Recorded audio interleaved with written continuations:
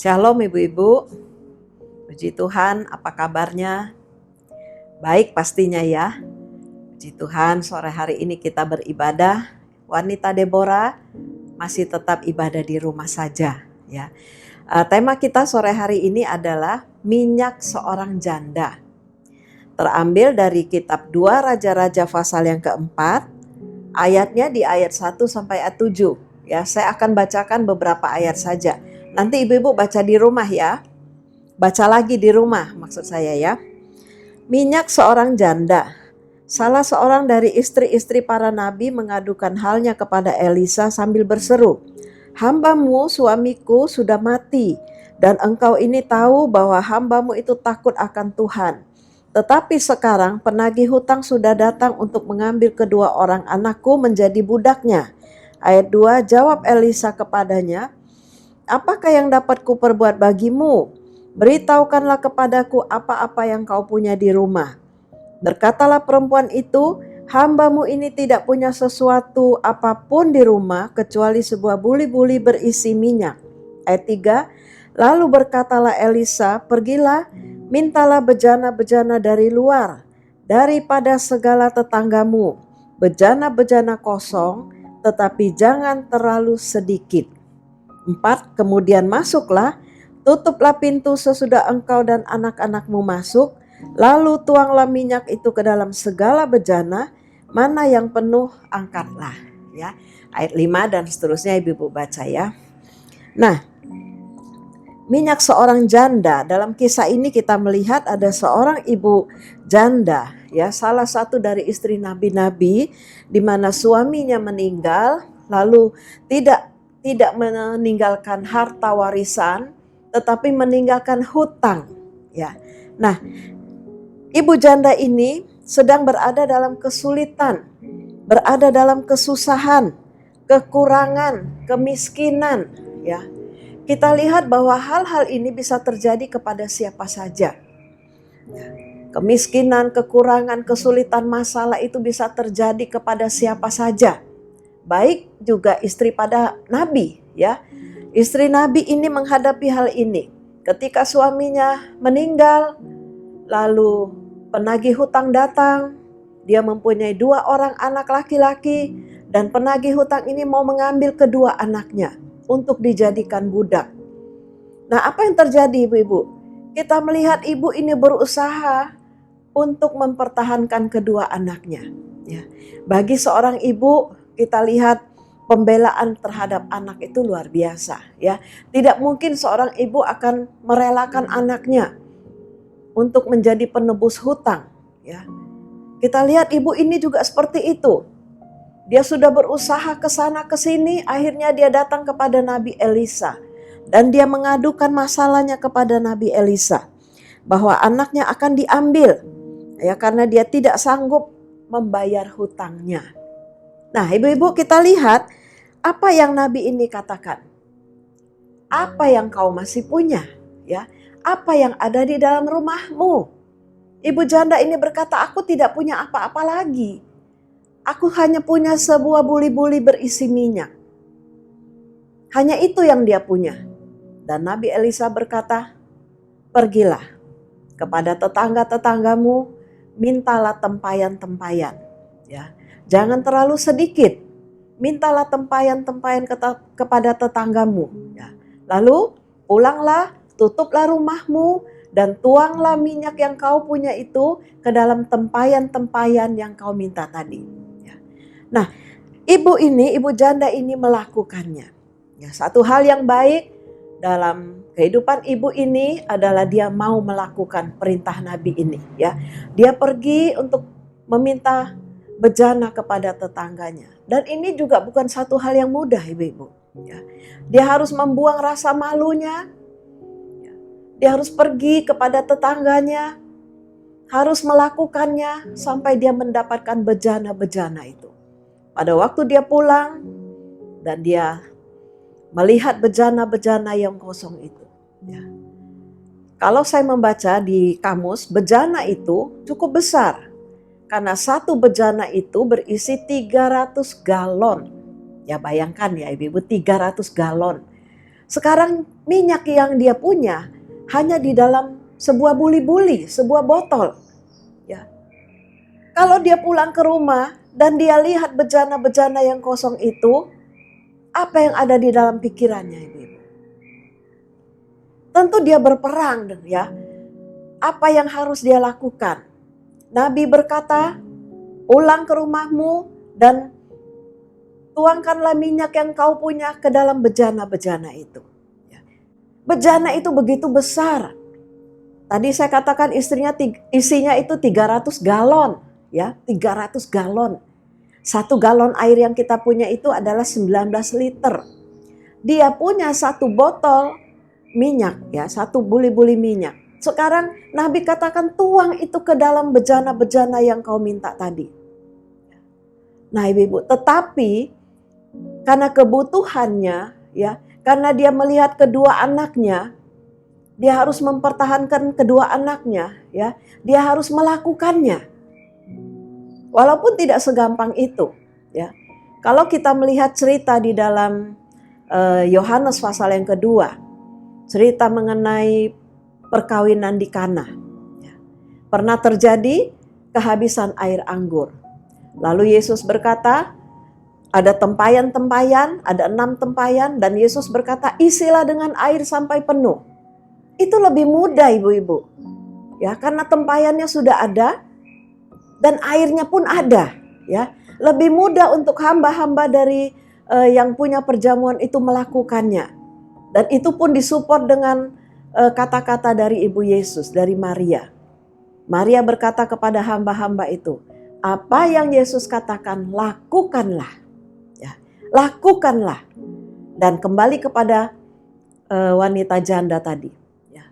Dia melihat buli-buli minyak yang dia punya. Dia melihat bejana yang dia minta tadi. Begitu besar. Ya. Apa mungkin minyak sedikit yang dia punya itu lalu diisikan ke bejana itu? Apa maksud Nabi Elisa? Ya. Tetapi ketika dia melihat kedua anaknya, dia lakukan. Kalau kita membaca cerita itu, anaknya berada di belakang dia, ya, dengan tempayan itu, dan dia minta tempayannya bejananya, ya, diberikan kepadanya. Lalu dia mulai membuka buli-buli minyak yang dia punya dan dia mulai mengisinya, ibu-ibu. Ya. Apa yang terjadi ketika dia mulai bekerja? Ketika dia mulai melakukan, ya, dia mulai tuang minyak yang dia punya ke dalam bejana itu. Minyak yang dia punya, yang berada di tangannya itu tidak habis-habis. Ya, dia tuang ke dalam bejana yang besar itu mengalir terus, mengalir terus, mengalir terus. Ya, itu terjadi ketika apa? Ketika dia melakukan. Ya, ketika dia melakukan, minyak itu mengalir, mengalir dan mengalir. Ya, lalu satu lagi dibawa bejananya, dia tuang lagi, ya. Dan tentu ada semangat, ya. Ada sukacita ketika dia melihat, oh, minyak yang dia punya sedikit sekarang jadi banyak, ya. Dan dia lakukan terus. Sampai dia berkata kepada anaknya, mana lagi bejananya, nak? Anaknya berkata, sudah tidak ada lagi, Bu. Bejananya sudah habis. Ketika bejana kosong itu tidak ada, minyak yang dalam buli-buli itu pun berhenti mengalir. Nah, ibu-ibu, kita lihat, ya. Mujizat itu bisa terjadi ketika apa? Ketika ibu ini melakukan. Ya. Walaupun tadi saya katakan bukan hal yang mudah. Dia memandangi bejana-bejana yang kosong itu. Ya. Dia berperang di dalam pikirannya. Apa mungkin?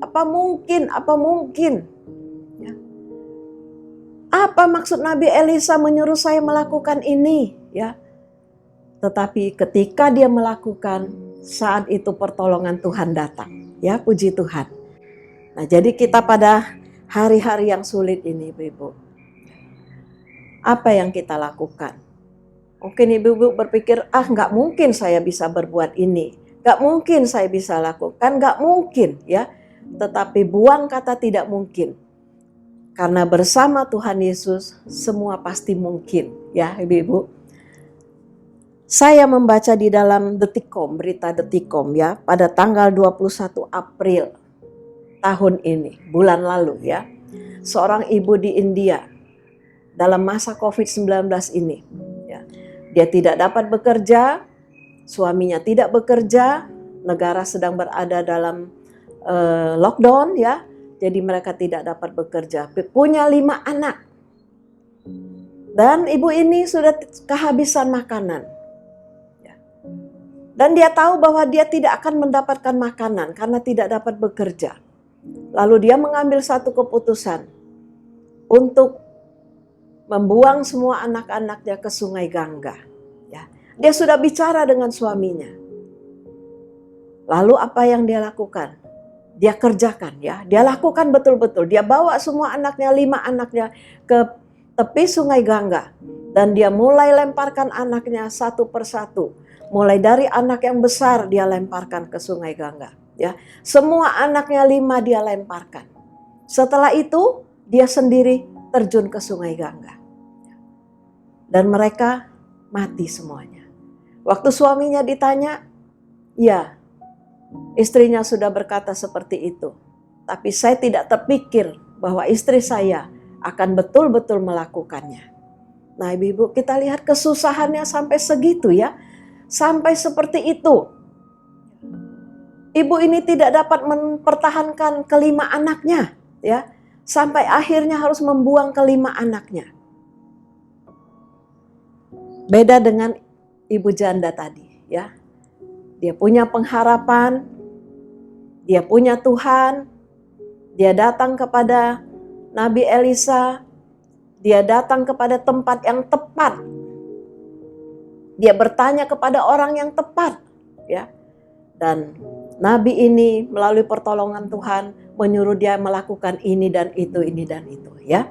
Lalu ada berita kedua ibu-ibu pada tanggal 3 Mei, ya, baru saja tanggal 3 Mei. Di bulan Mei ini, seorang ibu di Kenya, ibu janda, dia punya 8 anak. Biasanya dia bekerja dari rumah ke rumah, sekarang dia tidak bisa bekerja, ya. Lalu persediaan makanan mereka sudah habis. Hari itu tidak ada makanan sama sekali, ya.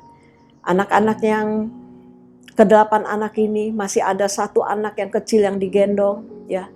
Nangis minta makan, nangis minta makan. Lalu apa yang ibu ini lakukan, ya? Nama ibu ini adalah Penina. Nah, kita tahu ya Penina ya. Lalu ibu ini masak, ya.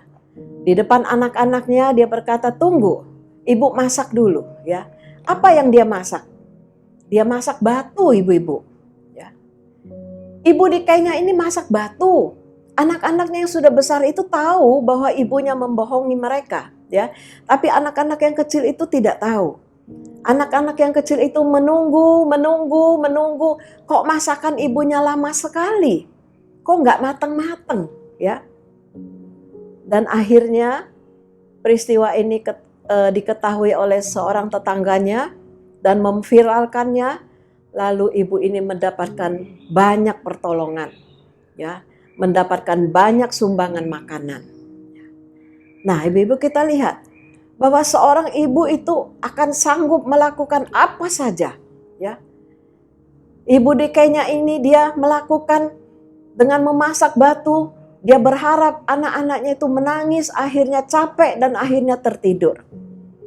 Tetapi ketika dia melakukannya, Tuhan memberikan pertolongan, ya. Puji Tuhan. Dan saya percaya ibu-ibu kita tidak ada yang masak batu ya. Jangan ya ibu-ibu.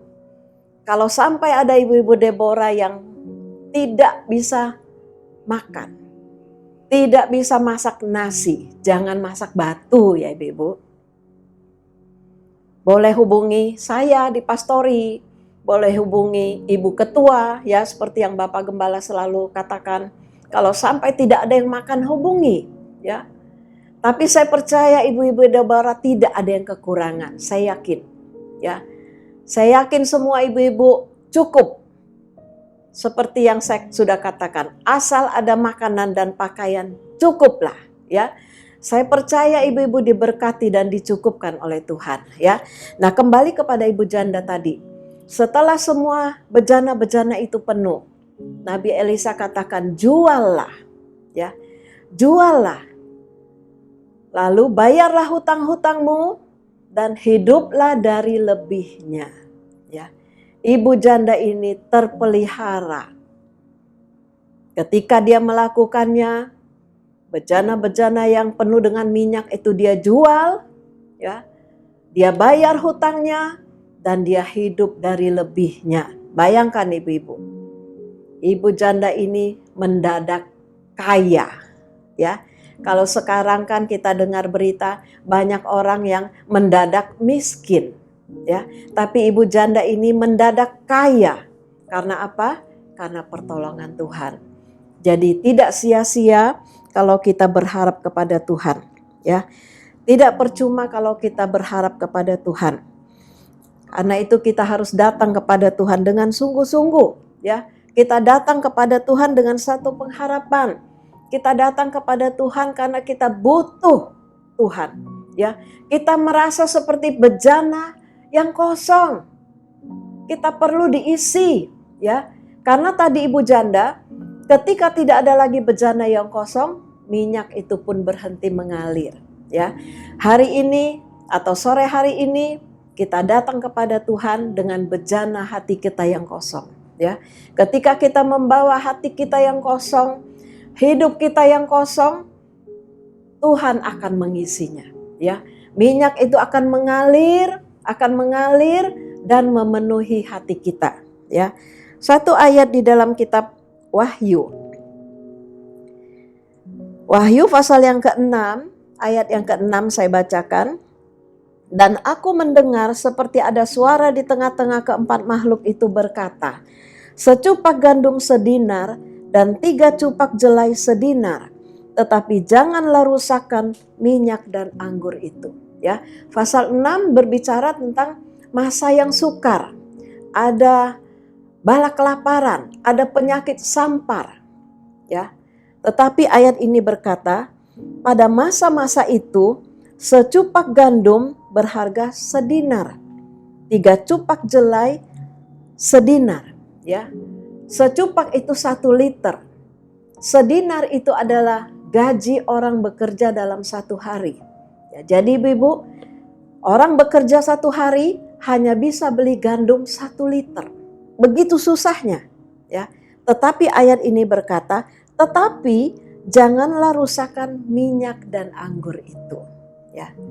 Minyak dan anggur berbicara tentang kuasa Roh Kudus.